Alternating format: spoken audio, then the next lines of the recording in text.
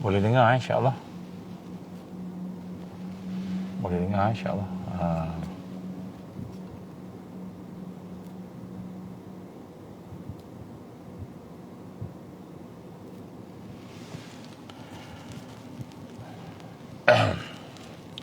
InsyaAllah kita mula dengan Ummul Quran, Al-Fatihah. A'udzubillahi minasyaitonirrajim. Bismillahirrahmanirrahim. Alhamdulillahi rabbil alamin, arrahmanirrahim, maliki yaumiddin. Iyyaka na'budu wa iyyaka nasta'in. Ihdinas siratal mustaqim. Siratal ladzina an'amta 'alaihim ghairil maghdubi 'alaihim waladdallin. Amin. A'udzubillahi samil 'alim minasyaitonir rajim. Bismillahirrahmanirrahim. Innal hamdalillah nahmaduhu wa nasta'inuhu wa nastahdihi wa nastaghfiruh wa na'udzu billahi min shururi anfusina wa min sayyiati a'malina.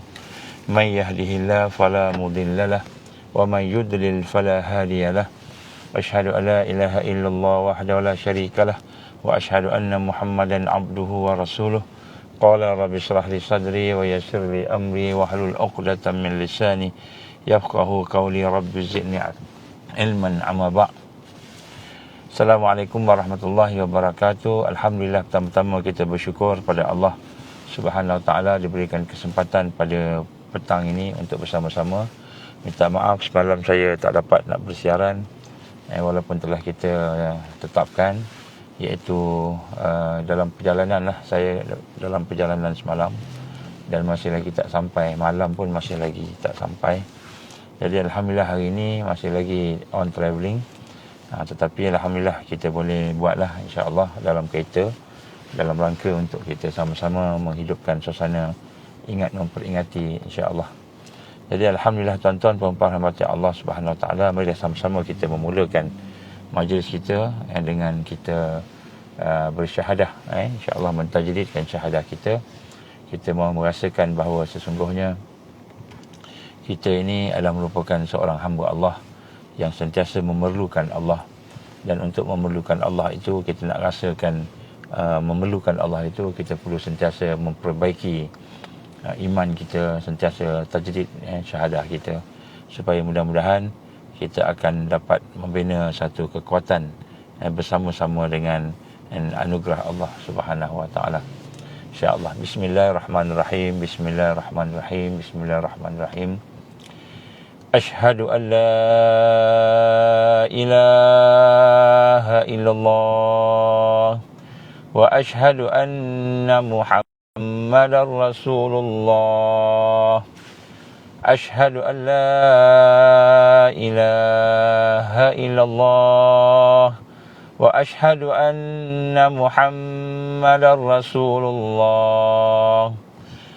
Ashhadu an la ilaha Allahumma salli ala sayyidina Muhammad wa ala ali sayyidina Muhammad kama shallaita ala sayyidina Ibrahim wa ala ali sayyidina Ibrahim wa barik ala sayyidina Muhammad wa ala ali sayyidina Muhammad kama barakta ala sayyidina Ibrahim wa ala ali sayyidina Ibrahim fil alamin innaka Hamidum Majid. Alhamdulillah tuan-tuan, kita bersyukur pada Allah diberikan kesempatan pada hari ini. Alhamdulillah tuan-tuan, bagaimana puasa kita, bagaimana qiyam kita, bagaimana Quran kita, bagaimana zikir kita.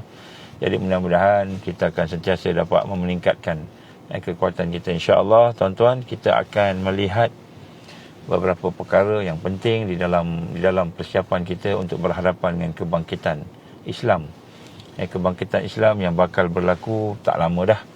InsyaAllah mereka yang mengkaji, ulama-ulama yang mengkaji, yang menggambarkan kebangkitan itu mungkin beberapa tahun saja. Wallahu alam, tak tahu. Tetapi nak sebut sini bagaimana untuk kita berdepan dengan fasa kelima, iaitu fasa di mana Islam akan bangkit, fasa yang telah kita sebut dalam kajian-kajian kita, fasa yang memang diakui sendiri oleh musuh Islam. Musuh Islam pun kata Islam akan bangkit kan. Jadi dalam menghadapi fasa ini, maka wajib kita melihat persiapan kita, dan persiapan fasa akan bangkit ni tak sama macam mana persiapan ketika kita berada dalam awal fasa kita kata kejatuhan Osmaniyah. Fasa kejatuhan Osmaniyah dah lama dah, tinggal almost 100 years now, lebih kurang 100 tahun. Jadi kita nak kena rasa bahawa kita sekarang sedang menghadapi satu suasana kebangkitan. Sebab itulah ujian-ujian yang agak besar. ujian-ujian yang agak besar. Saya akan cerita malam nanti, insya-Allah. Saya akan cerita malam nanti berkenaan dengan beberapa perkara yang sedang berlaku. Contohnya, cengkaman yang akan diberikan, iaitu bagaimana kita lihat bank negara, central bank lah, bank negara, setiap negara di dunia ini sedang cuba untuk menguasai dia punya apa kita panggil, dia punya rakyat dia, negaranya itu sepenuhnya. Jadi kita akan berhadapan dengan suasana, dan termasuk bank negara Malaysia. Saya akan cerita sikit lah, tapi mungkin malam, sebelah malam tu siang ni tak sesuai. Jadi pada hari ini, pada petang ini, kita akan sama-sama melihat bagaimana rupa-rupanya kebangkitan Islam itu semakin hampir. Tandanya apa? Tandanya ialah bagaimana ujian-ujian, bencana-bencana, fitnah semakin besar. Fitnah semakin hebat. Semakin hebat fitnah, semakin besar ujian, bencana makin banyak. Maka itu tandalah Islam akan bangkit. Ini kita simpulkanlah daripada berbagai hadis-hadis Nabi, berbagai uraian-uraian para ulama kita, insya-Allah. Jadi untuk itu wajib kita menjadikan Ramadan pada kali ini bukan hanya sekadar rutin, tetapi sebagai suatu madrasah, satu institusi yang akan membangkitkan kita, membina kekuatan kita. Dan kita telah pun memperkenalkan dalam kuliah kita yang pertama 2 hari lepas, iaitu berkenaan dengan hakikat puasa yang hakiki. Saya rasa tuan-tuan telah pun mendengar. Bagi mereka yang tidak terdengar tu mungkin cuba tengok balik kuliah yang hari pertama Ramadan, di mana kita ulang sikitlah. Kita ulang sikit. Yang pertama sekali, kita kena memahami bahawa puasa ini tidak cukup sekadar rutin. Kalau rutin, maka dia tidak akan ada kekuatan. Kita akan buat macam biasa. Sebab tu kita lihat dosa kita sama juga. Tak boleh nak bertaubat. Kita tak meningkat. Kita macam rasa lemah, makin lemah. Sepatutnya makin lama makin kuat. Dan makin kuat, lagi banyak kita bertahajud, lagi kuat kita, lagi banyak kita baca Quran, lagi kuat kita, lagi banyak berpuasa, lagi kuat. Tapi kita tak semakin kuat sebab kita tidak memproses diri kita dengan cara yang betul. Jadi secara ringkas kita telah pun menyentuh tentang bagaimana hakikat puasa itu ialah apabila kita mempunyai tiga peringkat puasa lah. Puasa yang syariat, puasa yang tariqah, dan puasa yang hakikat. Bahasa kita syariat dan tarikat, hakikat. Ini puasa yang begitu kan. Jadi puasa yang syariat kita dah sentuh dah secara ringkas lah. Saya cuba ulang sikit lah, iaitu puasa macam mana yang biasa, zahir, tak makan, tak minum, kita tidak berhubungan antara suami isteri, ataupun tidak melakukan perkara yang membatalkan puasa fizikal. Contohnya memasukkan sesuatu dalam tubuh badan kita, rongga badan kita, dan kita berenang contohnya, tiba-tiba kita kentut dalam air, maka masa tu berlakulah air masuk dalam dubur kita, maka dia boleh menjadikan batal puasa dan sebagainya. Jadi itu puasa syariat. Puasa syariat ni sebenarnya ialah puasa untuk menjaga tubuh badan kita. Sumu tasyahu, kata Rasul SAW, atau kata Rasul SAW, puasalah kamu akan sihat. Yang pertama puasa dari sudut dan syariat. Jadi kita buat ni benda dah biasa sangatlah kita buat. Yang kedua, puasa dari sudut tariqah. Kita sebut tariqah, at-tariq ilallah, jalan menuju kepada Allah. So puasa dari tariqah ini macam kita sebut, dan hakikat puasa itu al-imsak, dan al-imsak al-zanbi, al-zunub kan. Kita kata kita menahan diri kita daripada perkara-perkara yang merosakkan, muharramat, yang diharamkan oleh Allah ataupun yang dicegah oleh Allah Subhanahu wa taala. Tariqah ini bermakna kita berpuasa dalam rangka untuk kita menahan diri kita daripada melakukan perkara yang diharamkan oleh Allah. Itu puasa tariqah. Maknanya kerana setiap kali setiap kali kita berjalan menuju kepada Allah, sembahyangnya, puasanya, baca Qurannya, sebagainya, maka yang menghalang kita ialah benda yang haram tu.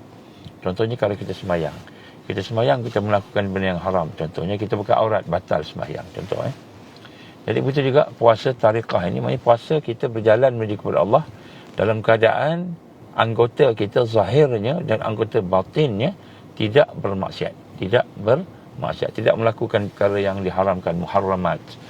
Bagaimana digambarkan oleh Syekh Abdul Qadir Jalani rahimahullah dalam kitabnya Sirrul Asrar. Jadi kita telah pun membincang itu secara detail lah yang lepas. Jadi bagaimana pada hari ini kita lihat ramai orang berpuasa tapi dia tak menjaga jalan nak menuju kepada Allah. Jadi jadilah puasanya itu orang yang berpuasa dalam keadaan yang tidak menuju kepada Allah. Dia puasa, ada macam mana pernah kawan kepada abang saya dulu masa belajar, dia kata kawan dia, abang dia ni puasa, kawan ni lah kan, abang dia puasa tapi dia buka puasa dengan arak, dengan bia. Dia buka puasa dengan bia, dia kata. Jadi macam mana dia puasa tapi buka puasa dengan bia kan. Jadi nak sebut kat sini dengan arak Jadi kita dapati puasa tu, dia puasa dia sekadar menahan makan minum benda yang batal puasa, tapi tarik dia, perjalanan dia menuju kepada Allah terbantut, terhalang, maka batallah puasa tarik. Jadi ketika mana puasa syariat ini batal? Ketika kita makan, batal puasa syariat. Daripada kita pagi-pagi sampai tiba-tiba petang-petang kita minum air, batal puasa kan. Puasa tarikah macam mana? Puasa tarikah ni apabila kita melakukan perkara yang membatalkan kan perjalanan kita kepada Allah. Apa dia? Kita melakukan benda yang haram.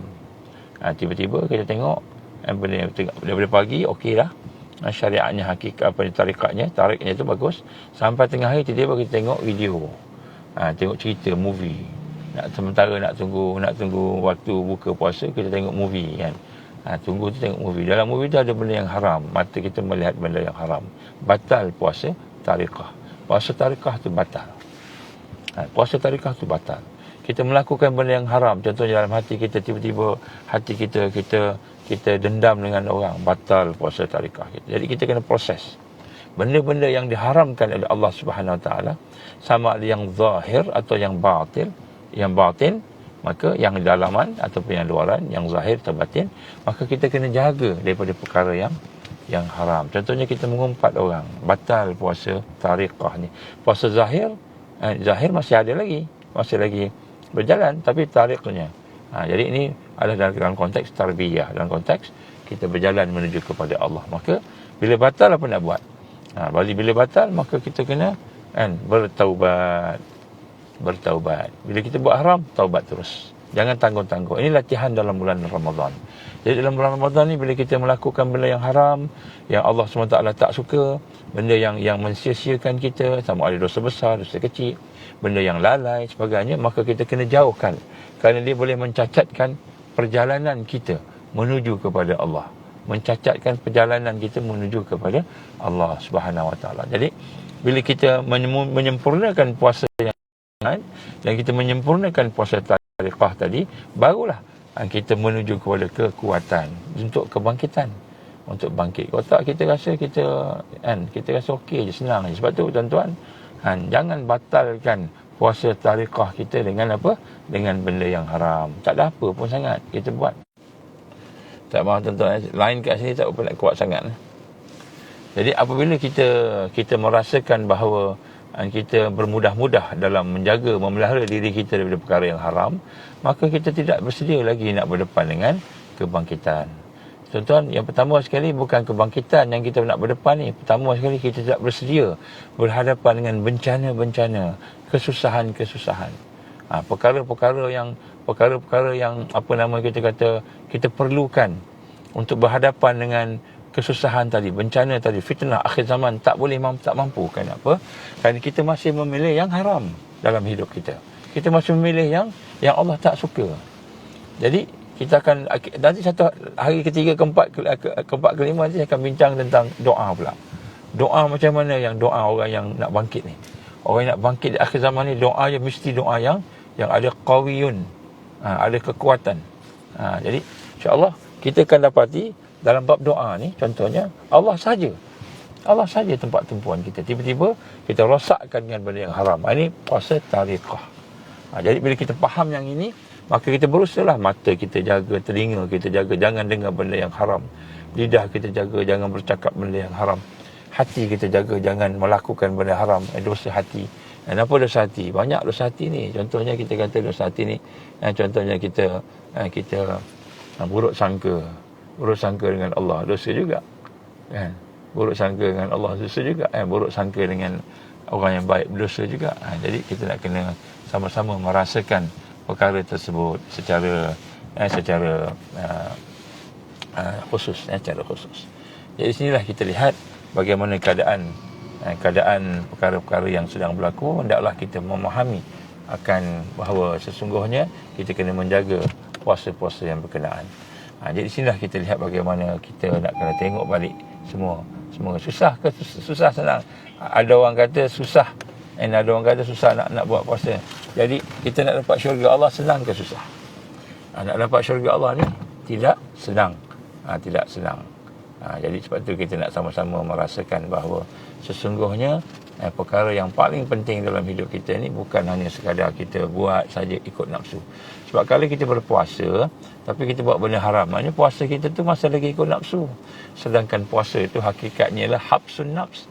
Digambarkan oleh ulama-ulama kita, Ibn Qayyim Al-Jauziyah rahimahullah, Imam Al-Ghazali, Imam Ahmad Ibn Atta'illah Al-Iskandari dalam kitab Hikam, dan juga ulama-ulama yang lain muhaqqiqin menggambarkan bahawa bila kita berpuasa tu kita nak habsun nafs, sebut penjara. Kita nak penjara nafsu. Tiba-tiba kita buat benda yang haram. Jadi benda yang haram inilah sebenarnya yang akan menjadikan kita ni rosak perjalanan kita. Sebab yang penting bukan sekadar puasa, tapi puasa tu Allah terima. Yang penting bukan sekadar puasa, tapi puasa itu membina kekuatan. Yang penting bukan sekadar puasa, tapi puasa itu mendekatkan lagi dengan Allah Subhanahu wa ta'ala. Jadi baru kita nampak, rupanya hakikat puasa tu begitu. Baik, kemudian bagaimana pula puasa hakikah? Puasa hakikah ni ialah satu puasa yang lebih tinggi lagi, lebih halus lagi daripada puasa tarikah yang saya dah bincang tajuk ni semalam kemarin. Cuma saya ulang sikit ni. Iaitu bagaimana puasa hakikah ni, maknanya sebenarnya lah puasa tu menahan hati kita, menahan jiwa kita daripada menyembah, memuja dan melihat sesuatu yang selain Allah, ghairullah. Jadi puasa hakikah ini adalah satu puasa yang mana sebenarnya kita ingin mentauhidkan Allah Subhanahu Wa Taala dalam segalanya. Jadi puasa hakikat ini dia tidak terikat dengan masa, tak terikat dengan waktu, tak terikat dengan mana-mana, kat mana tempat, tak terikat. Sentiasa siang pun ya, malam boleh. Sama juga puasa tarikah. Jadi puasa yang terikat yang dengan waktu ni hanya puasa syariat sahaja. Puasa yang lain tu tak terikat. Dia terikat dengan kehidupan kita. Selagi hidup, selagi itu kita kena melaksanakan hakikat puasa tadi. Jadi puasa ini ialah sesuatu yang tidak ada tawar-menawar, iaitu kita sentiasa mengesakan Allah, lahir dan batin. Sama ada af'al Allah, asma' dan sifat Allah ataupun zat Allah, kita mentauhidkannya, maksudnya kita mengingatinya. Jadi puasa hakikat ni, apa maksud puasa hakikat di sini? Maknanya apabila niat kita, fokus kita itu Allah, matlamat kita Allah, hala tuju kita Allah, pengabdian kita benar-benar Allah, maka itulah kita berpuasa. Maksudnya hati kita hanya merasai, melihat Allah sahaja dengan mata hati kita. Itu maknanya puasa hakikat. Ini lagi hebat lah, lagi kuat lah. Dan puasa hakikat ni maknanya bila lalai tu, bila dunia dalam hati kita, kita jadikan dunia matlamat kita, itu maknanya apa? Itu maknanya batal puasa hakikat kita. Batal puasa hakikat kita. Puasa kita terlalai, kita main game. Main game. Kita ingat main game tak apa. Rupanya main game tu melalaikan kita daripada Allah. Tak ingat Allah, batal puasa hakikat. Puasa hakikat batal. Kalau dalam game tu ada benda yang haram, benda yang diharamkan Allah, ada gambar-gambar yang lucah, ada gambar-gambar aurat sebagainya, batal puasa tarikah. Puasa syariat masih ada lagi. Tetapi adakah puasa kita ada kekuatan? Tak ada kekuatan. Tak ada kekuatan. Itu yang kita dapat. Berapa ramai yang puasa, kata Nabi sallallahu alaihi wasallam, berapa ramai yang puasa yang dapat lapar dahaga je. Dia tak dapat pun takarub pada Allah, tak dapat mendekati Allah, tak dapat. Apa lagi nak membina kekuatan hubungan dengan Allah Subhanahu Wa Taala, menjadikan doanya mustajab, menjadikan dirinya itu dekat dengan Allah, menjadikan dia ada kekuatan untuk berhadapan dengan bencana dan masalah, berhadapan dengan akhir zaman, keadaan-keadaan yang ada ni. Tak akan dapat. Kenapa? Kerana dan tariknya bukan kepada Allah, perjalanannya bukan kepada Allah, kepada nafsu, walaupun puasa. Dan bukan lagi dia menghidupkan hakikah roh dia, arwah dia. Sebab tu tuan-tuan, kita kena tengok pelan-pelan. Tapi sebenarnya saya sebut ni, dia punya matlamat dia sudut apa yang dia capai, puasa syariatnya, puasa tarikatnya, puasa hakikatnya kan. Jadi kalau batal puasa hakikat, kena buat apa? Kita batal, contohnya kita lalai tiba-tiba dunia menjadi fokus kita. Kita kerja sampai lalai, tak ingat sembahyang tak ingat berapa rakaat. Contoh baca Quran dalam keadaan hati kita tempat lain. Mulut baca Quran, hati tempat lain, itu lalai. Bila lalai itu maknanya batal puasa hakikah. Dan bila batal puasa hakikah, kita kena buat dua benda. Yang pertama sekali, kita kena betulkan semula niat kita. Betulkan semula matlamat kita. Matlamat kita kena betulkan semula. Aku ni hidup kerana nak dapat redha Allah. Wa ridwanu minallahi akbar. Redha Allah yang paling besar. Jadi aku nak betulkan balik, aku ni hamba Allah, aku nak jadi hamba Allah, aku nak jadi orang yang mencari redha Allah. Niat kena betul. Betulkan balik niat, fokus kita. Kemudian yang kedua, kita mentauhidkan Allah dengan kita menanamkan satu perasaan. Apa dia? Perasaan sayang pada Allah. Sayang pada Allah ni maknanya dalam rangka nak ubudiyah, dalam rangka nak beribadah kepada Allah Subhanahu Wa Taala. Jadi puasa hakikat ni, bila terbatal, kita kena hidup semula. Terbatal, kena mula balik. Baru ada kekuatan. Kekuatan ni nanti saya cerita dalam beberapa hari yang depan. Saya akan cerita apa kekuatan dia. Yang akan dapat ni apa dia. Luar biasa. Jadi sebab tu tuan-tuan rahmat Allah, kita kena faham yang ini. Jadi sebab tu puasa yang kita melihat dari hakikatnya ini ialah kita menahan diri kita daripada menyembah yang lain daripada Allah, memuji yang lain daripada Allah, memuja yang lain daripada Allah. Kita melihat makhluk lebih daripada Allah. Kita melihat makhluk lebih daripada Allah. Menahan hati kita daripada menahan hati kita daripada memandang ghairullah. Mata kita mungkin memandang lagi zahir. Ada pokok, ada gunung, ada rumah, ada kedai, ada orang. Mata kita, telinga kita mendengar lagi suara-suara burung, suara orang.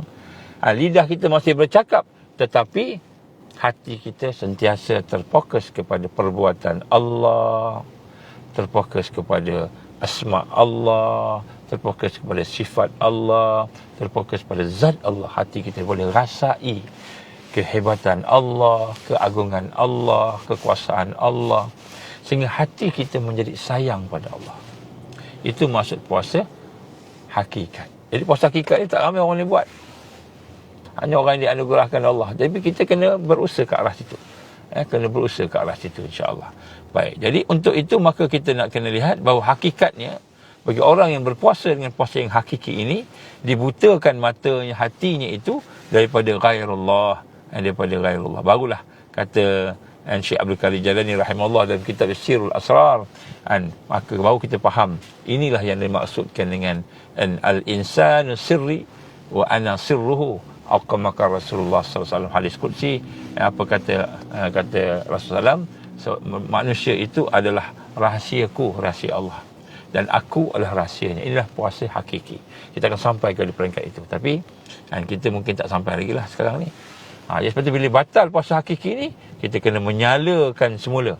Kita hidupkan semua cahaya hati kita untuk niat. Betulkan niat kita. Betulkan niat kita supaya benar-benar mendapat redha Allah, nak ibadah pada Allah, nak jadi hamba Allah, tertumpu kepada Allah, maknanya mentauhidkan Allah. Kemudian yang kedua, kita hidupkan satu perasaan sayang kasih kepada Allah Subhanahu Wa Taala. Maka di sinilah saya ingin sentuh sedikit tuan-tuan dan puan berkenaan dengan hakikat amal. Dalam usaha kita untuk membina kekuatan, kebangkitan, kekuatan untuk bersama dengan al-mahdiyin, mereka yang telah mendapat hidayah di akhir zaman, maka kita hendaklah memerhatikan kepada amalan kita. Kerana amalan-amalan yang kita lakukan itu, maka amalan itu akan membina cahaya dalam hidup kita. Digambarkan oleh para ulama kita, disebut sebagai anwarul muwajjah. Anwarul muwajjah, iaitu kemuncak kepada cahaya. Cahaya-cahaya yang banyak ada ni, cahaya yang banyak, yang puncak ialah anwarul muwajjah, iaitu cahaya kita boleh melihat Allah dengan mata hati kita. Musyahadah dengan hati kita. Kita melihat Allah dengan hati kita. Jadi amalan-amalan ni hendak kita proses sehingga kita boleh mencapai suasana keadaan di mana kita boleh melihat Allah, musyahadah dengan hati kita, dengan basirah kita. Maka untuk kita membina kekuatan hati tadi, yang mana Allah gambarkan kepada kita bahawa yang dia tengok adalah hati. Kata sabda Rasul sallallahu alaihi wasallam, innallaha la yanzuru ila suwarikum walakin yanzuru ila qulubikum. Jadi Allah SWT tidak melihat apa yang ada kepada luaran kamu, zahir kamu. Allah melihat kepada hati kamu. Jadi kita lihat sini Allah menggambarkan bahawa raja itulah hati, melalui Rasulullah SAW, ala fil jasadi mudghah idza salahat salahat jasadu kullu wa idza fasadat fasadal jasadu kullu ala wahyil qalb. Jadi pada tubuh badan ada segumpal darah, yang mana baik-baiklah semua, buruk-buruk semua itulah hati. Dalam ayat Quran pula Allah gambarkan kita nak jadi baik, nak jadi kuat hanya bila kita ubah apa yang ada di dalam. Innallaha la yanzuru ila subhanallah. Allahumma salli ala Muhammad. Allah sallallahu. Allahumma ada kereta kat depan ni, tengok kereta jadi ni ada orang tengok ni, tak apa jadi Allah tidak akan mengubah. Innallaha la yughayyiru ma biqaumin hatta yughayyiru ma bi anfusihim. Allah tak akan mengubah daripada lemah kepada kuat seseorang itu, melainkan satu kaum itu apabila dia mengubah apa yang ada dalam hati dia. Baik, jadi kita tengok ada tiga peringkat amal, ada tiga proses untuk kita melihat membina kekuatan ni. Hakikat amal dalam proses tarbiyah kita kena tengok ada tiga, terbahagi kepada tiga. Okey, yang pertama sekali, tuan-tuan dan Allah, kita jangan bergantung dengan amal. Yang pertama, kita tak boleh bergantung dengan amal. Kita ingat kita dah okey dah, kita dah okey dah dengan amalan kita, okey, jangan. Bila kita boleh beramal, kita rasa rendah diri ke Allah. Ya Allah, terima kasih bagi aku kekuatan boleh beramal, boleh baca Quran, boleh bangun malam, boleh kita puasa, boleh zikir-zikir dan sebagainya. Jadi yang pertama, jangan kita bergantung dengan amal. Kita kena bergantung dengan rahmat Allah. Rahmat Allah yang paling besar sekali yang kita hajatkan ialah rahmat Allah, di dunia dan di akhirat. Jadi kita hajat kepada rahmat Allah, ya arhamar rahimin, Jadi kita hajat kepada rahmat Allah. Sebab tu apabila kita buat dosa, apabila kita buat satu kelemahan, maksiat, dosa, ataupun kita beramal, amal kita kurang, selalunya kita baca satu juz Quran, hari ini kita baca tak sampai, kita kurang. Maka apabila hati kita merasa kurang berharap dengan rahmat Allah, dengan kesalahan yang kita lakukan, kita kekurangan wirid patutnya 1000, kita baca 100 saja, tak sempat. Ataupun kita buat dosa, dah lama kita buat dosa, tiba-tiba terbuat dosa, Allah izin berlaku. Maka bila berkurang harapan kita rasa kurang, jauh kita daripada Allah. Bila kita rahmat Allah tadi, berharap pada rahmat Allah tadi, ketika kita melakukan kesalahan sebagainya, maka itu maknanya kita masih lagi bergantung dengan amal kita. Jadi kita kena faham ini. Jadi orang yang mengenal Allah, dia tidak akan bergantung dengan amal. Dia buat salah, dia bertaubat, dia tahu salah tu salah dia. Maka rahmat Allah tetap hebat, rahmat Allah tetap sempurna, rahmat Allah tetap maha mulia, maha agung. Rahmat Allah, dia yang tak jadi agung. Jadi kita sentiasa bergantung dengan rahmat Allah. Tak ada orang yang boleh masuk syurga dengan amal. Nabi sebut, walaupun diri dia sendiri. Kata Nabi, walaupun kau ya Rasulullah, ya walaupun aku. Nabi gambarkan. Jadi sebab itu sini kita jangan bergantung dengan amal. Tapi jadi kita nak kena lihat, bila kita hanya bergantung dengan rahmat Allah. Tapi kita nak melihat ada tiga hakikat amal. Yang pertama sekali, apa maksud amal? Apa maksud kita dikatakan amal itu, apa maksudnya? Amal itu ialah, kalau kita ada punya pengertiannya, harakatul jismi awil qalbi. Dan harakatul jismi awil qalbi maknanya amal itu adalah pergerakan tubuh badan kita, jasad, jismi, jasad, tubuh badan, ataupun pergerakan hati. Bila jasad kita bergerak, bila hati kita bergerak, itu amal. Itu amal. Jadi bila kita bergerak, tangan kita angkat tu dah beramal tu. Tangan kita angkat dah beramal lah. Jadi bila kita berjalan dah beramal lah. Jadi harakatul jismi, atau qalbi, iaitu apabila berlaku pergerakan tubuh badan dan pergerakan hati, itu maksudnya amal. Amal. Jadi amal ini pula, fa'in taharraka bima bihis sawab summa ta'atan. Apabila gerak badan itu ataupun gerak hati itu menuju kepada sawab, pahala, maka itulah dikata amal taat. Angkat tangan dalam rangka nak buat kerja kerana Allah, maka itu amal taat dipanggil. Kan? Jadi fa in taharraka bima bihas sawab thumma yata'atan, wa in taharraka bima fa'il iqab thumma ya ma'siyatan. Jadi apabila bergeraknya hati atau bergeraknya badan, hati bergerak, hati berterdetik, bercakap apa, dan badan bergerak, yang menyebabkan dia mendapat iqab, mendapat siksa Allah, maka itu disebut maksiat. Jadi amal ni kan, apa yang bergerak daripada jasad, apa yang bergerak daripada hati, itu disebut amal. Jadi kalau amalnya itu mendapat pahala, maka itu disebut amal taat. Kalau amal itu mendapat azab Allah, Allah akan azabnya, Allah akan murka dia amal maksiat. Dia dua amal. Maka semua pergerakan, sama ada pergerakan yang baik, solat, puasa baik, kan, tolong orang baik, maka ini amal taat. Segala pergerakan yang jahat, mencuri, berjudi, itu amal juga. Itu dipanggil amal maksiat. Jadi kita ada dua amal. Yang pertama, amal yang mendatangkan sawab, pahala, ganjaran. Yang satu lagi, amal yang mendatangkan azab Allah. Kita fokus kepada amal yang sawab saja. Amal yang boleh memberi kekuatan ialah amal yang boleh mendapatkan ganjaran daripada Allah. Semua amalan maksiat, semua amalan mungkar, semua amalan-amalan yang Allah benci, amalan itu menjatuhkan kita, merendahkan kita, menghina kita. Amalan yang akan menyebabkan kita terperosok di dalam perancangan jahat Al-Masih Dajjal dan tenteranya. Ini kita kena faham ini. Jadi semua amalan maksiat, semua amalan mungkar, semua amalan-amalan lalai yang membawa jauh daripada Allah, yang membawa murka Allah, semua, kecil atau besar, maka dia akan membawa kepada kehinaan, kelemahan, keaiban. Dia akan menjadi asbab dia tewas dengan Al-Masih Dajjal. Dia tewas dengan bencana-bencana sebagainya. Habis. Mengikut arus. Jadi sebab itulah, tuan-tuan dan puan, dalam ketika bulan Ramadan, kita kena sensitif dengan amalan kita ni. Jangan sampai ada amalan-amalan yang membatal. Reconnecting. Jangan sampai puasa-puasa kita, puasa tarikah kita terbatal, puasa hakikah kita terbatal. Jangan sampai. Jadi sebab kita nak jaga amalan kita. Kita fokus pada amal taat, amal yang membina kekuatan. Nak bangkit ni. Kita nak bangkit ni. Nak berhadapan dengan bencana alam ni. Nak berhadapan dengan bencana-bencana kewangan. Tak lama lagi kewangan. Dah dekat dah. Biden, Joe Biden.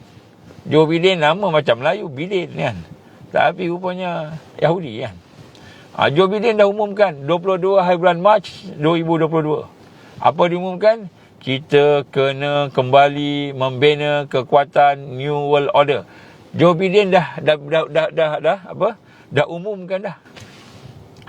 Pada 22 Mac 2022. Dia kata kita kena kembali kepada New World Order yang baru, dan Amerika mesti menjadi kata tiang-tiang yang lebih kurang itulah. Jadi dia pun cakap pada orang yang sangkut buat dengan duit ni, dia akan jadikan digital.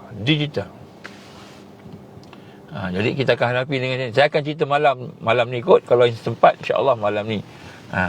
Baik, kita fokus pada amal yang taat. Amal taat. Apa amal taat? Ada 3.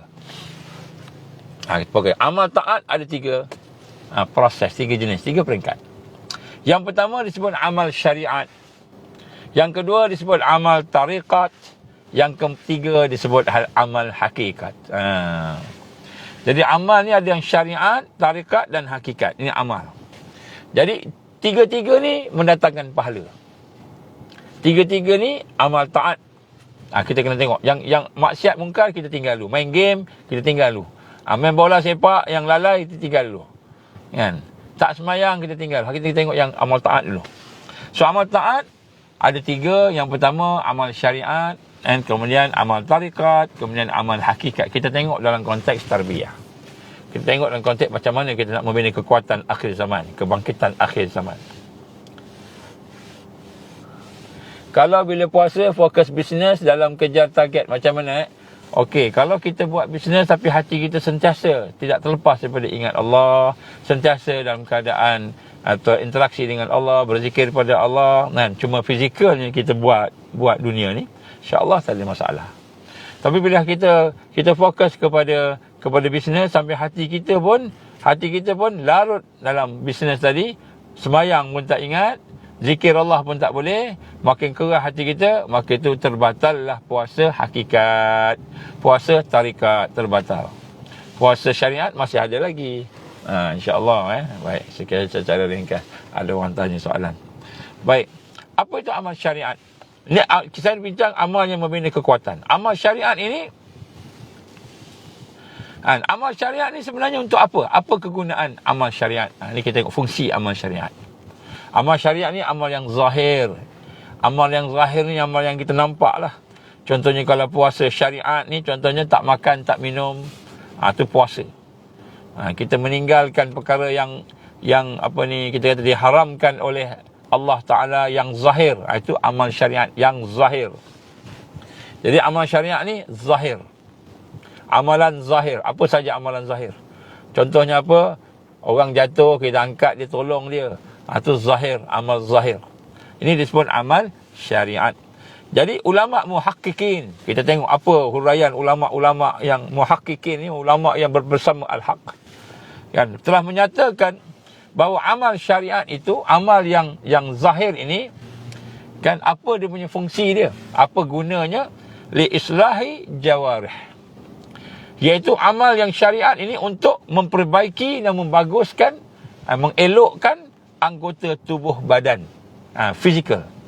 Jadi bila kita buat amal syariat, maka tubuh badan kita akan menjadi baik, bagus, berakhlak dengan akhlak yang dimuliakan oleh Allah Subhanahu Wa Taala. Sebab itulah apabila kita menjaga mata, contohnya, kita memperbaiki amalan mata kita.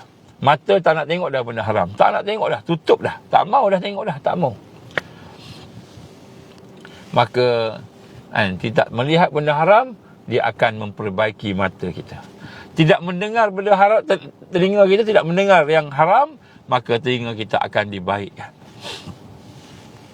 Jadi maknanya li islah jawarih ni, maknanya dia akan amal yang akan memperbaiki mata, telinga, mulut, tangan, kaki, yang fizikal. Ini sebut amal syariat. Bagaimana mata supaya dibaikkan ataupun dibaguskan, dielokkan? Jangan memandang yang haram. Jangan memandang haram, maka mata kita ni akan menjadi mata yang baik. Mata yang baik. Bila bagaimana mulut ni kita nak baguskan, jangan berkata-kata yang haram. Dr. Heather ada masuk. Dr. Heather selalu cerita pasal politik, kan. Bagus. Bagi peringatan kepada kita semua, kan.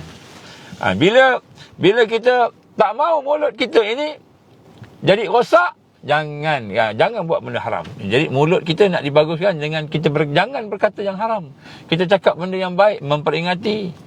Cerita politik bukan cerita politik kosong, cerita politik untuk membinakan kesedaran. Kata Dr. Heather, kata apa? Dia kata, kita tengok politik hari ni macam-macam dah, tak boleh nak buat apa-apa dari sudut kebaikan, nampak macam-macam mengarut. Yang penting anak-anak kita, masa depan kita macam mana. Sedarkan. Jadi kita rasa cakap yang baik-baik, kan. Kemudian bagaimana nak memperbaiki kaki kita, contohnya, jangan melangkah kepada yang haram.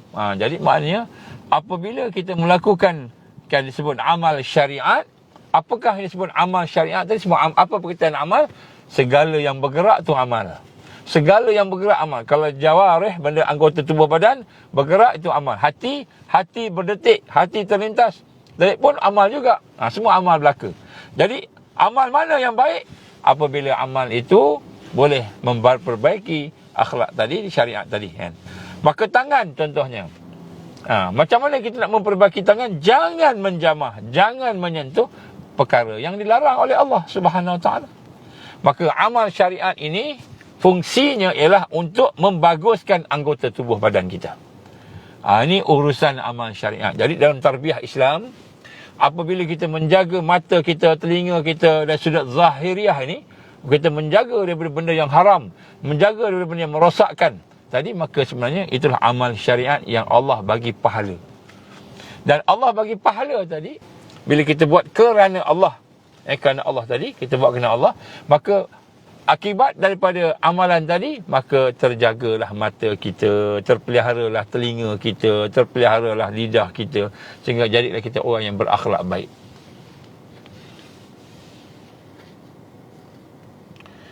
Macam mana Ustaz kalau kita berpuasa tapi sebab terlalu marah cakap benda yang tak baik, nak luahkan marah, terbatal tak puasa?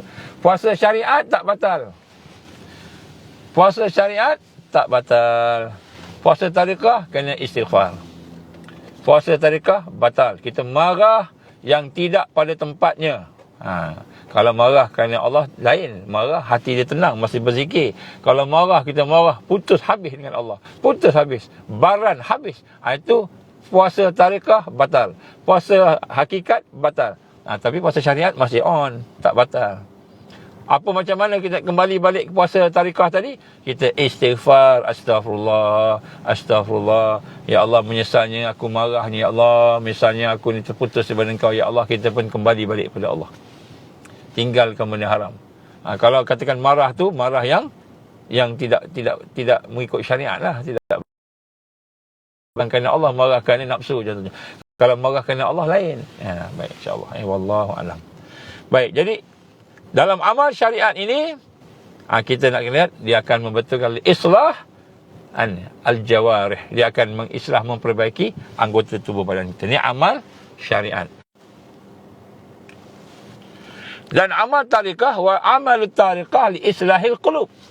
Jadi amal tariqah ni contohnya kita nak jaga perasaan kita, marah kita, apa sebagainya tadi, kan? Tujuan amal tariqah ni li islahil qulub, nak memperbaiki hati. Jadi hati kan yang kuat tu, kan hati inilah tempat punca kekuatan kita, kan. Kita marah tak bertempat, kita cemburu tak bertempat, kita geram tak bertempat, kan. Kita dengki, kan. Jadi itu amal hati. Jadi amal tariqah ini ialah untuk memperbaiki hati kita. Amalan tariqah. Tariqah ni maknanya kita sebut tadi dah, jalan nak menuju kepada Allah. Iaitu amalannya apa? Kita membuang segala yang haram, yang zahir dan batin. Meninggalkan yang haram itu amalan tariqah. Meninggalkan benda yang haram, yang zahir pun dia, yang batin pun dia. Jadi sebut kat sini supaya hati kita, contohnya supaya hati kita tidak sombong. Kita jaga hati kita ni tawaduk. Kita nak tawadukkan hati kita ni. Tawaduk tu merupakan amal tariqah. Jangan tinggi-tinggi sangat, jangan sombong sangat, kan. Supaya kita ni tidak riak. Ini amalan tariqah. Supaya hati kita tidak jadi riak, supaya hati kita tidak jadi sombong, supaya hati kita tidak ada dengki. Ini amalan tariqah. Tariqah tadi. Jadi maknanya amalan yang akan mengislah qalb, mengislah hati. Itu amalan tariqah. Jadi amalan tariqah ni gunanya ialah untuk memperbaiki hati kita. Dan hati kita tu dia ada macam-macam perkara. Sifat-sifat dia yang mahmudah, yang baik, yang mulia, sifat yang mulia, dan sifat yang mazmumah, sifat yang gelap, sifat-sifat yang jahat, yang Allah tidak suka.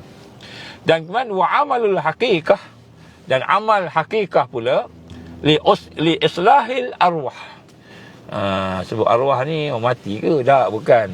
Amal hakikah ni ialah untuk islah, untuk memperbaiki roh kita. Roh.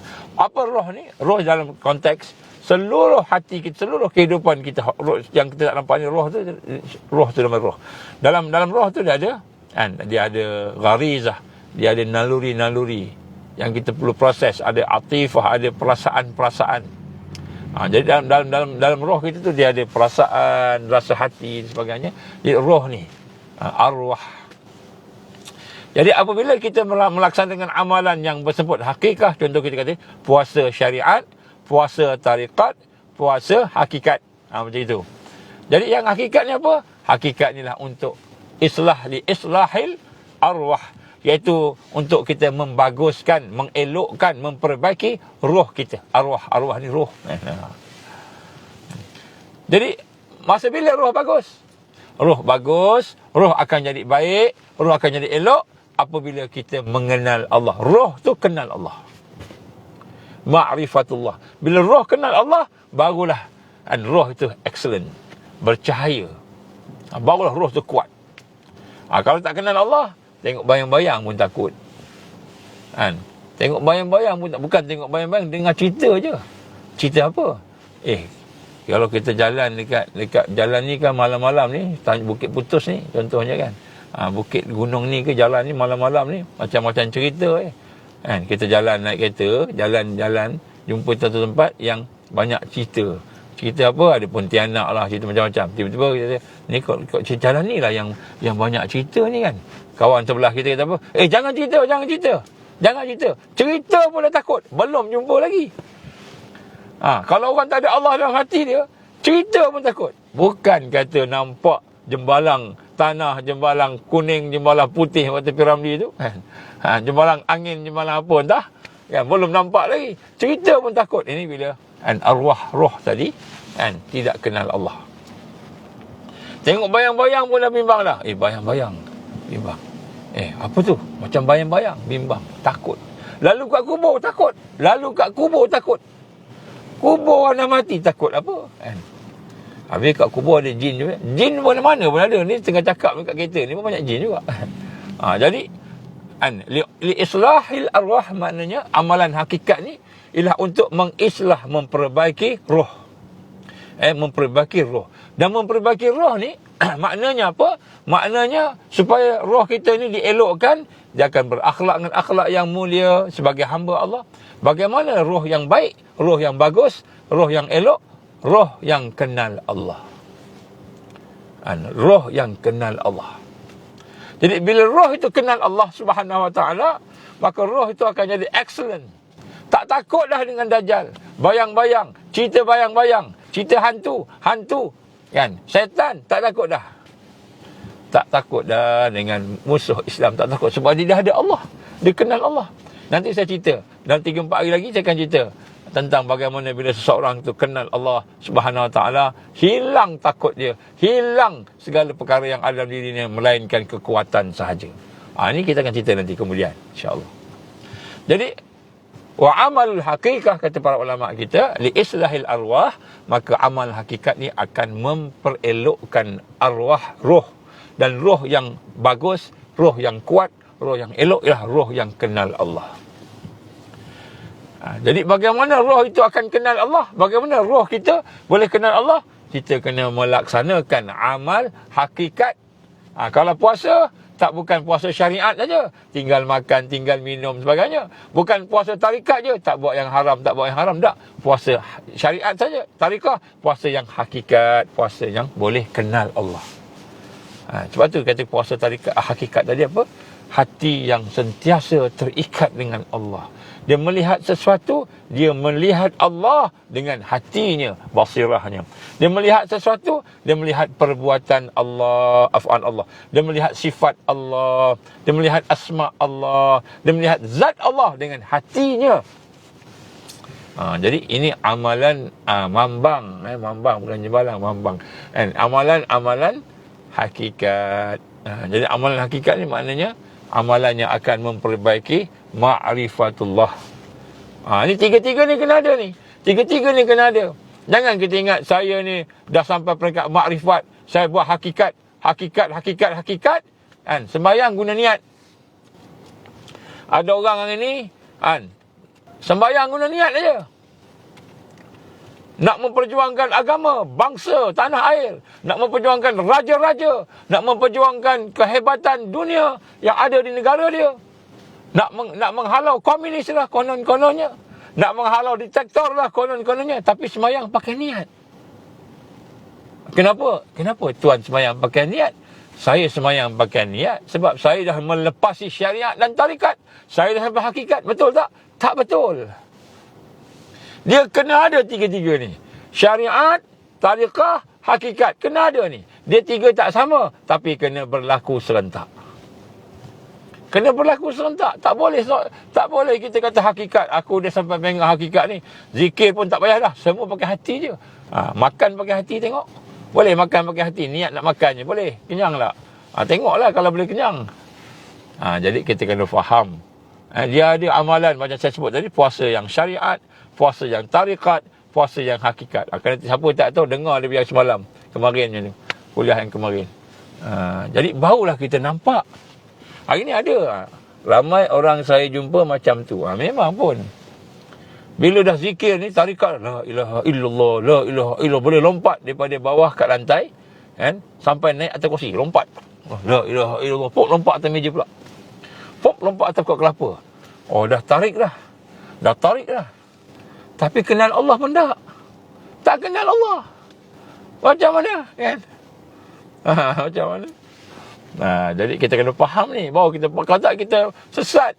Ada orang pula syariat.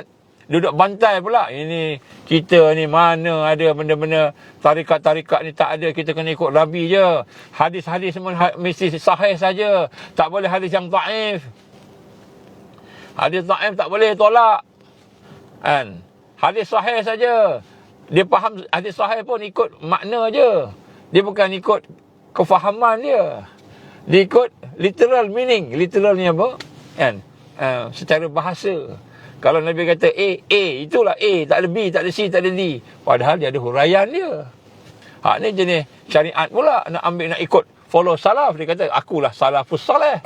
Dia kata macam itu pula. Tak mahu dah. Kan? Mana ada talqin contohnya. Mana boleh baca Fatihah-Fatihah, Yasin-Yasin dekat jenazah contohnya dikatakan. Macam itu pula sebab Nabi tak buat. Dia kata Nabi tak buat. Contoh memang saya nak sebut kat sini. Nabi sebut tak kalau siapa-siapa yang meratap, yang sedih, yang mengamuk kan ketika ada mayat kan berdosa akan kesan pada mayat. Dia meratap, dia apa? Kan?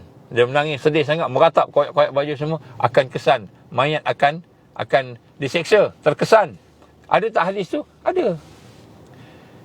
Kalaulah ada hadis kata kamu meratap, kamu sedih, kamu buat benda tak elok dekat mayat, dekat jenazah tadi tu, boleh kesan pada jenazah, takkanlah kamu buat baik tak ada kesan. Takkan tak boleh fikir. Takkan Nabi nak sebut semua. Kena buat, baca Yasin, baca Fatihah, baca tahlil, baca sekian, buat baik. Buat ni, buat A, B, C, D, E. Tolong buat air sirap, tolong buat roti mayat, belikan. Kalau orang nak makan, jangan guna duit keluarga. Cakap satu-satu. Takkan Nabi nak sebut satu-satu, kita tak ada akal ke? Nak berfikir. Kan? Kita tak ada akal nak fikir. Nabi suruh kita buat sesuatu dengan berfikiran. Kan? Jadi tiba-tiba, bila dia kata Nabi tak baca Yasin kat sejenazah, Nabi tak buat baik, tak baca Fatihah dan sebagainya, tidak buat macam mana yang orang sekarang buat contohnya, maka dia kata ni semua bid'ah. Dia tak fikir ke? Nabi kata kalau buat jahat, buat tak elok, menangis, meratap kat jenazah, kan, boleh bawa kesan buruk kepada jenazah terseksa. Ada kan hadis tu? Maknanya buat tak elok kesan, buat baik kesan tak? Tentulah kesan. Jadi kadang-kadang dia nak ikut literal meaning saja. Pun ada juga hak yang syariat ni. Syariat dia. Bila nampak benda yang macam lain sikit, dia kata ini bid'ah contohnya. Minta maaf lah, ni tak ada kaitan dengan siapa-siapa. No? Jangan pula hubungkan saya dengan siapa-siapa. Kita nak faham, kita kena ada syariat, kita kena tariqah, kita kena hakikah. Dan mana ni ada. Dalam hadisnya ada, dalam Quran pun ada. Dan insyaAllah, kita nak cerita semua tak sempat. Jadi oleh itu kita kena laksanakan 3 jenis amal. Jadi bila kita dalam bulan puasa ni, terutamanya bila orang nak beramal ni, jangan kita fikir syariat aja. Pergi buat, kita duk sibuk. Apa sibuk? Nak semayang 8 rakaat ke? Nak semayang 20 rakaat? Sibuk syariat aja. Nak 8 rakaat ke? 20 rakaat ke? 100 rakaat ke? Itu syariat. Tak apa, buatlah. Allah izin. Nabi izinkan, buat. Kita nak sibuk syariat je, fiqh. Kan? Sembahyang sah tak sah. Kan? Khusyuk tak khusyuk, itu belakang kira. Jadi kita hari ni kadang-kadang faham amalan ni syariat aja kita ingat. Jadi sebab itulah kita perlu laksanakan 3 jenis amal ini, baru ada kekuatan. Baru kita boleh bangkit. Baru kita ada kekuatan untuk bersama dengan Al-Mahdiyin, iaitu golongan mereka yang mendapat hidayah Allah. Dan amal syariat supaya tubuh badan kita bagus, dan akhlak kita mulia. Bayangkan mata kita ni, kalau rosak ni, mata rosak ni. Bayangkan mata nak suka tengok benda haram, suka tengok benda lucah. Kan? Tengok benda-benda orang, perempuan lalu depan kita pun, dia akan tengok dengan pandangan haram. Apa pandangan haram? Dia akan bayangkan macam-macam. Masa saya mengajar kat UAE dulu, ada kalangan student. Ada yang bertaubat lah. Bertaubat sikit, bila kita cakap-cakap dia bertaubat, dia pun buat confession. Confession ni apa? Dia meluahkan rasa dia. Ustaz, dia kata, saya ni dulu suka tengok benda-benda lucah, cerita-cerita pornografi ni, suka tengok, dia kata. Jadi bila saya masuk kelas, saya tengok lecturer tu elok, tutup aurat, pakai tudung labu, pakai jubah, semua mengajar. Tapi comel, lecturer tu comel, cantik. Saya pun tengok dia dengan pandangan basirah saya, basirah pornografi. Dia boleh apa? Dia boleh tembus jubah orang tu. Dia boleh bayangkan apa yang ada di sebalik tudung yang dipakai, di balik jubah yang dipakai. Itulah saya, dia kata. Dia buat pengakuan. Pengakuan, betul. Dia buat pengakuan. Jadi apabila mata ni rosak, dia melihat sesuatu dengan kerosakan. Maka mata perlu ditundukkan, telinga perlu ditundukkan, lidah perlu ditundukkan. Ditundukkan dengan apa? Dengan melakukan perkara yang Allah perintah syariatnya tadi. Kita kena jaga, jangan lidah, jangan cakap benda haram, jangan cakap fitnah-fitnah orang, jangan ngumpat-ngumpat orang. Tangan ni kita ingat tak boleh bercakap, rupanya tangan ni boleh bercakap. Dia menaik macam-macam dia menaik. Macam-macam dia tulis untuk nak merosakkan, memfitnah orang, mengumpat orang, melaga-lagakan ustaz-ustaz ni, melaga-lagakan sama-sama ustaz ni. Tangan ni menaip, tangan ni buat grafik dan sebagainya. Jadi amalan syariat untuk membaguskan jawarih kita dan membaguskan akhlak kita. Amalan tarikat kena buat juga. Tarikat ni untuk membaguskan hati kita, untuk mengelokkan akhlak hati kita. Ada akhlak yang mulia, dan amalan hakikat agar roh kita ini bagus, sehingga akhirnya kita akan melaksanakan ubudiyah lillahi wahdah. Kita akan melakukan pengabdian yang seluruhnya kepada Allah. Tidak ada sikit pun yang kita buat melainkan adalah untuk kebaikan. Jadi kita ada 3 amal. Sebab tu kita kena tengok puasa yang syariat, puasa yang tariqah, puasa yang hakikah. Ni saya sebut secara umum. InsyaAllah esok kita sambung. Esok kita akan sambung lagi, insyaAllah. Kita akan tengok pula bagaimana 3 amal ini boleh berfungsi untuk membaguskan kita punya akhlak tadi, membaguskan mata, telinga. Macam mana amalan tu boleh, apa inti dia? Contoh, kita sembahyang, puasa, kita baca Quran, kita berzikir. Apa yang kita dapat dari sudut syariatnya macam mana, dari sudut tariqahnya macam mana, dari sudut hakikahnya macam, kita akan tengok. InsyaAllah, mudah-mudahan Allah izin besok kita akan sambung. Kita akan tengok begini amalan-amalan ini bagaimana dia boleh berfungsi untuk membina kekuatan. Tak kira amalan apa. Okey, yang syariat, yang tarikat dan yang hakikat, insya-Allah. Kita sambung besoklah. Malam ni kalau ada rezeki, kita akan buat tajuk berkenaan dengan realiti hari ini. Saya akan cerita sikitlah. Sikit je, tak banyak. Banyak-banyak nanti kan Panjang pula cerita sampai 2 pagi kan, insya-Allah. Auzubillahi samil alim minasyaitonir rajim. Bismillahirrahmanirrahim. Alhamdulillahirabbil alamin wassalatu wassalamu ala asyrafil anbiya'i wal mursalin wa ala alihi wa sahbihi ajmain. Alhamdulillah ya Allah ya hayyu ya qayyum bi rahmatika nasta'is. Ya Allah ya hayyu ya qayyum bi rahmatika nasta'is. Ya Allah ya hayyu ya qayyum bi rahmatika nasta'is. Ya Allah ya hayyu ya qayyum ya arhamar rahimin. Ya Allah ya hayyu ya qayyum ya arhamar rahimin. Ya Allah ya hayyu ya qayyum ya arhamar rahimin. La ilaha illallah anta Allah al-wahid al-ahad as-samad alladhi lam yalid wa lam yulad wa lam yakul lahu kufuwan ahad. Allahumma ja'alna minal mu'minina haqqan. Allahumma ja'alna minal muttaqina haqqan. Allahumma ja'alna minal muhsinina haqqan. Allahumma ja'alna minal muqarrabin. Allahumma ja'alna minal wasilin. Allahumma ja'alna minal muhibbin. Allahumma ja'alna minal arifin. Allahumma ja'alna minas siddiqin wasyuhada'i wassalihin. Allahumma ja'alna minal mahdiyyin. Rabbana atmim lana nurana waghfir lana innaka ala kulli syai'in qadir. Rabbana atina fid dunya hasanah wa fil akhirati hasanatan wa qina azaban nar. Wa sallallahu ala sayyidina Muhammad wa ala alihi wa sahbihi wa baraka wa sallam. Subhana rabbika rabbil izzati amma yasifun. Wassalamun alal mursalin walhamdulillahi rabbil alamin. Subhanakallahumma wa bihamdika asyhadu an la ilaha illa anta astaghfiruka wa atubu ilaik. Bismillahirrahmanirrahim. Wal 'ashr innal insana lafi khusr illa alladhina amanu wa 'amilus shalihat wa tawasaw bil haqqi wa tawasaw bis sabr. Tolong doa untuk semua, insya-Allah. Banyakkan doa.